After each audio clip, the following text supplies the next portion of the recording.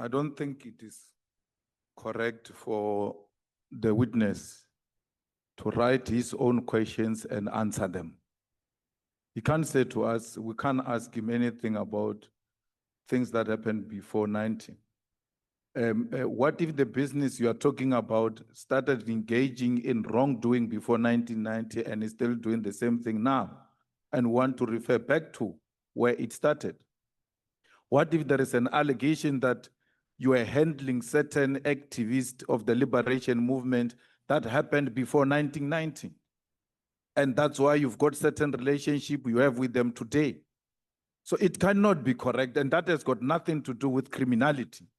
That has got everything to do with trying to demonstrate that you have captured criminal justice system way before even 1994.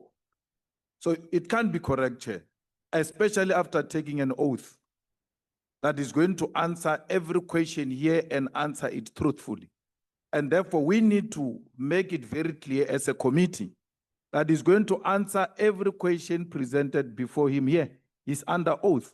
And it's not going to tell us here that we can sit here the whole day and ask him questions. He's not going to answer those questions.